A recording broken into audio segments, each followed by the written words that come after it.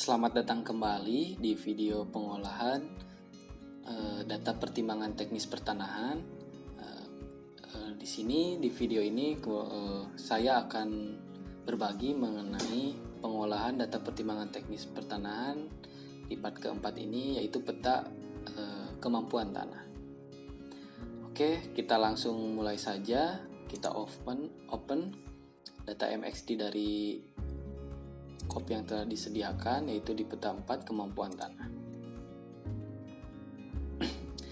Nah, ini tampilan dari peta keempat. Sebelumnya, untuk mempersingkat waktu, sudah saya copy ya ini atau isi data-data yang sama dengan di part ke-1.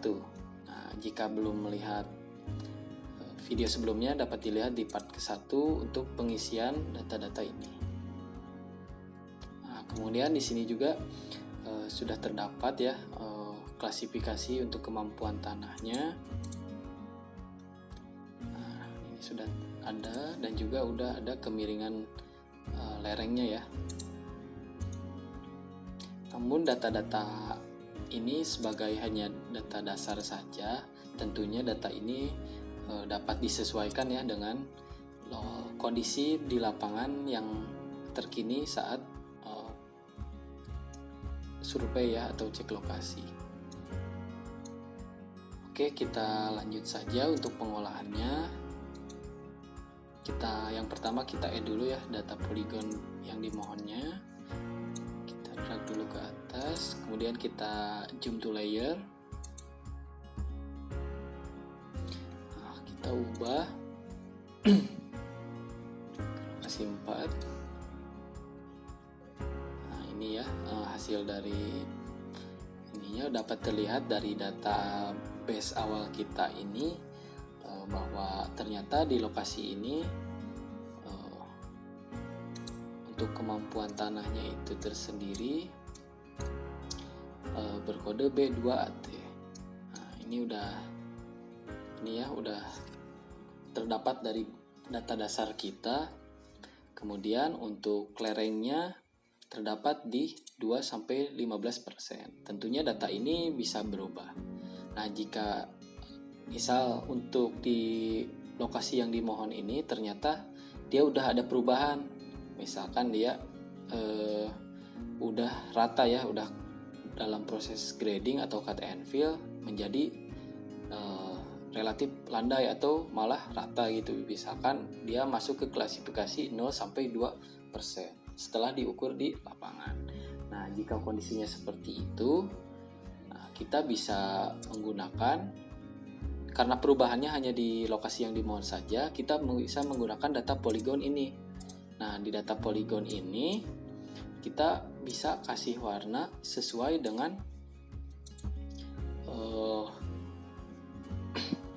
legenda dari kemiringannya. Contoh, jika karena misalkan saya ambil contohnya di lokasinya itu sudah terjadi cut and fill grading, sehingga setelah diukur atau dicek ke lapangan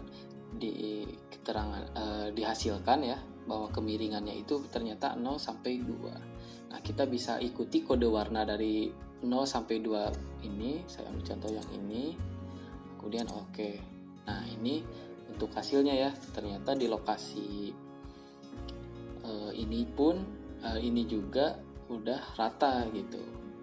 Nah, gimana kalau misalkan hanya sebagian, ada yang udah rata dan juga malah ada yang lebih terjal, dimana dia masuk ke klasifikasi di 15-25. Nah, itu juga bisa kita terapkan ya konsep di penggunaan tanah saat ini di part 2 ya. Kita menggunakan tools cut polygon ya. Di cut polygon ini kita bisa menggunakan tools ini nih, cut polygon.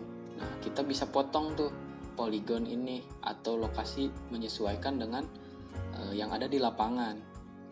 Misalkan dari sini ke sini. Nah, nanti kan ini terbagi menjadi 2. Nah, setelah terbagi menjadi 2, di atributnya bisa dipilih nih, ditambah ya fieldnya, bisa ditambah bisa ditambah, kemudian bisa disesuaikan ya keterangannya sesuai dengan yang ada, kondisi yang ada di lapangan. Nah, karena lokasi ini saya anggap ternyata memang dengan database yang kita punya ini ternyata memang masih di 2-15%, maka kita bisa menggunakan data dasar yang sudah ada ini.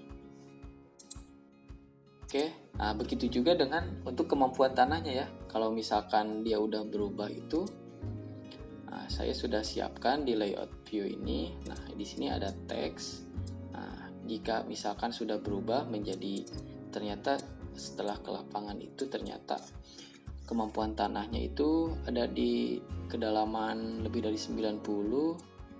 Kemudian dia ternyata teksturnya itu halus ya, halus, dan juga misalkan tidak ada erosi.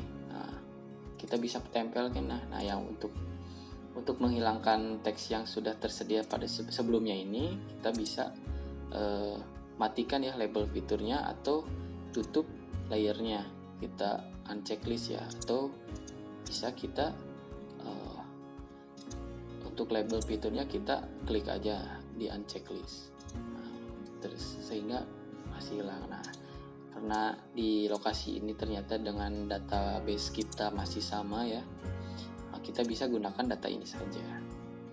Oke, jika kemampuan tanahnya dan lerengnya udah sesuai dengan data atau data yang kita cek di lapangan, kemudian kita lanjut untuk penentuan skala. Di sini saya pakai 5000. Nah, kemudian kita edit gridnya karena ini terlalu rapat. Nah, kita bisa ganti, saya contohkan 250.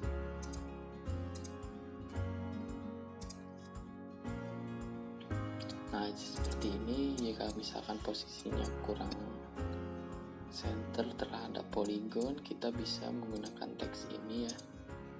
Kemudian kita unchecklist saja label fiturnya, karena seluas view ini, view dari datanya ini masih dengan simbol yang sama ya, yaitu B2T.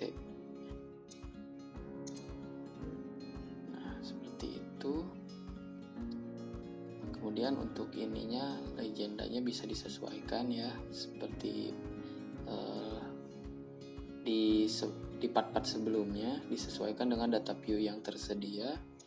Jika sudah, kita bisa save, kemudian kita ekspor ke JPEG atau PDF.